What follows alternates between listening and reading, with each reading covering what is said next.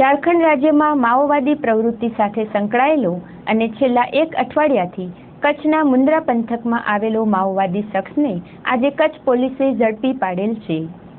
અત્રે ઉલ્લેખનીય છે કે કચ્છ જિલ્લામાંથી માઓવાદી પ્રવૃત્તિ સાથે સંકળાયેલો શખ્સ ઝડપાયો હોય તેવો આ પ્રથમ બનાવ છે.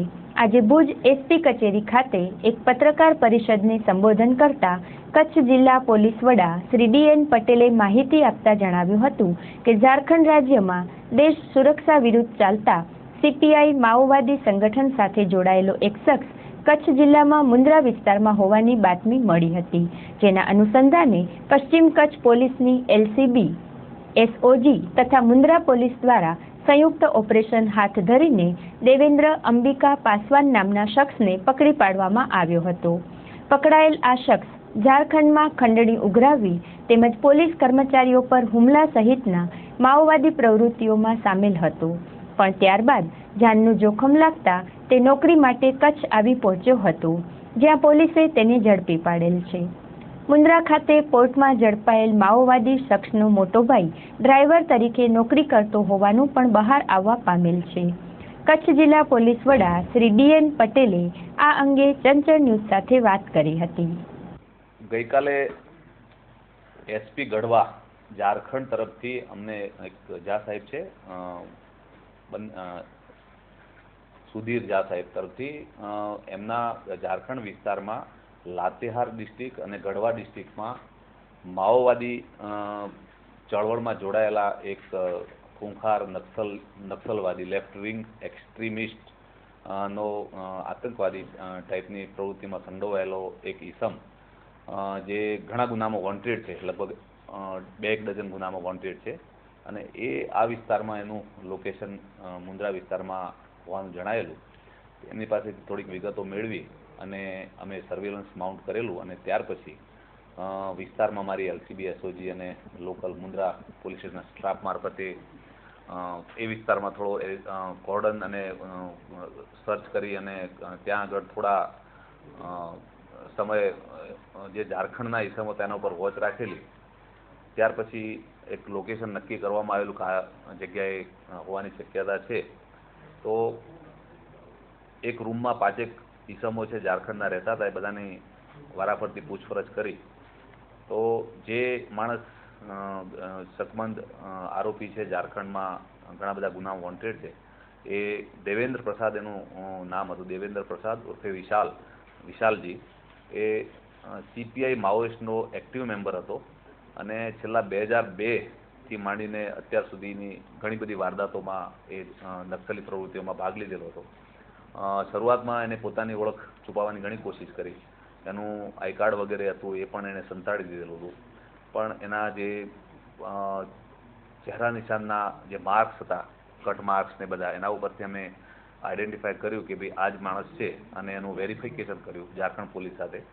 અને એ થોડી પૂછપરછમાં કોન્ટ્રાડિક્શનમાં એને પોતાની રીતે કબૂલ્યું કે પોતે ઝારખંડમાં ઘણી બધી વારદાતોમાં એણે ભાગ લીધેલો છે, અને ત્યાંથી બચવા માટે એ અહીંયા હવે અત્યાર સુધીની તપાસમાં એવું કહે છે કે હું હવે સરેન્ડર થવા માગતો હતો, પણ શરૂઆતમાં થોડું કમાઈ લેવા માગતો હતો, એટલે આ વિસ્તારમાં ગુજરાતમાં કોઈ પણ જગ્યાએ સારી નોકરીની શોધમાં હતો.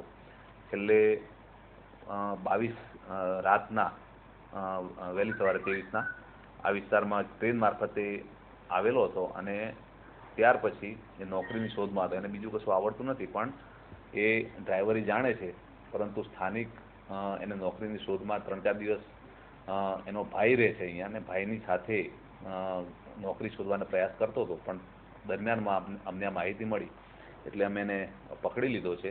ઝારખંડની જે ગઢવા કોર્ટ છે, સેશન્સ કોર્ટ, એના તરફથી 2 વોરંટ અને એનું રિક્વિઝિશન પણ ત્યાંથી આવેલું છે. ઝારખંડ પોલીસ સાથે વાત કરતાં બેઝિકલી આ 2003માં માઓવાદી ચળવળમાં જોડાયેલો હતો, અને ખાસ કરીને ત્યાં વસ્તી બહુ ગરીબ છે, અને ગરીબ લોકોને, માણસોને, બિલકુલ આર્થિક રીતે પછાત લોકો છે, એમને દેશ વિરુદ્ધમાં ઉકસાવી અને સરકારને આર્મ્ડ સ્ટ્રગલ કરી, હથિયારી ચળવળ કરી અને સરકારને ઉખેડી ફેંકી અને માઓવાદી સરકાર પ્રસ્થાપિત કરવા માટે જે આનું માઓવાદનું નેટવર્ક છે એમસીસી, તો એ નેટવર્કમાં એ પોતે સબ એરિયા કમાન્ડર હતો, એટલે કે આપણા જિલ્લા જેટલી વિસ્તાર હોય છે એનો કમાન્ડર હતો. અને ટોટલી ત્યાં તેંદુપત્તા અને બીજા જે માઇન્સ વગેરેના બિઝનેસ છે એના પાસેથી ખંડણી વગેરેના સ્વરૂપમાં નાણાંની ઉઘરાણી કરી અને શસ્ત્રો વગેરે લૂંટી અને પોતાના દળને મજબૂત કરી અને આર્મ્ડ સ્ટ્રગલ પોલીસની સામે અંબુશ જે સેન્ટ્રલ પારામિલિટરી ફોર્સિસ છે એની સાથે એ વિસ્તારમાં જે ફરજ ઉપર છે જંગલમાં જ્યારે પેટ્રોલિંગમાં જાય ત્યારે એને અંબુશ કરીને એને હતાહત કરવા, એના ઉપર હુમલા કરવા, એવા અડધો ડઝન જેવા ગુનામાં સંડોવાયેલો છે. ખાસ કરીને 2 મોટી વારદાતો થયેલી છે, જેમાં 12 અને 14 પોલીસમેન, એટલે કે સેન્ટ્રલ પારામિલિટરી ફોર્સિસ અને પોલીસ બંને થઈને 2 પાર્ટી પર હુમલો કરેલો. એમાં એક હુમલામાં 13 થી 14 પોલીસમેન અને બીજા હુમલામાં 10 થી 12 પોલીસમેન છે એ હતાહત થયેલા હતા. અને આ લોકો પોતાની પાસે જંગલ વોરફેરના જાણકાર છે અને જંગલની અંદર પેટ્રોલિંગમાં કેવી રીતે પેટ્રોલિંગની પોલીસ પાર્ટીને ફસાવી, કેવી રીતે અંબુશ કરવો એ બધું જાણકાર છે જંગલ વોરફેરના. અને પોતાની પાસે AK-47 ઇન્સાસ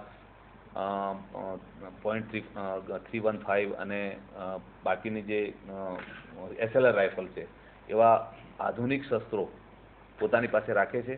જ્યારે બી મોકો મળે ત્યારે પોલીસ સ્ટેશનની ઉપર લૂંટ કરીને હથિયારો લૂંટી લે છે અને ગરીબ લોકોને બાંધમાં રાખી અને ખૂબ એ લોકોને કોઈ પણ માહિતી આપે તો એને પણ ક્રૂરતાથી રેસી નાખતા હોય છે, એવી એમની માનસિકતા છે. અને એમના ગ્રુપની અંદર ઘણા બધા સિનિયર લીડર છે, પણ છેલ્લે એને કેટલીક બાબતે એના સિનિયર કેડર સાથે વાંધો પડતા એ પોતાની જાનને ખતરો જણાવ. અત્યારે એના કહેવા પરથી એવું લાગી રહ્યું છે કે એ લોકોના અંદરના ડિસ્પ્યુટના કારણે એને પોતાની જાનનો પણ ખતરો ઊભો થયેલો હોય. એને ડિસ્પદેશ કરી અને હથિયારો એની પાસે લઈ લેવામાં આવેલા છે. એના સિનિયર જે લીડર્સ છે એના એણે નામ આપેલા છે. તો એ લોકોને પાસેથી શસ્ત્ર લઈને એ ત્યાં આગળ એને રહેવાનું, પણ એને પોતાની બીક લાગતા અહીંયા ગુજરાતમાં એ નોકરી ધંધો કરી અને સેટલ થવાને સરેન્ડર કરવાનું અત્યારે તો હાલ કહે છે.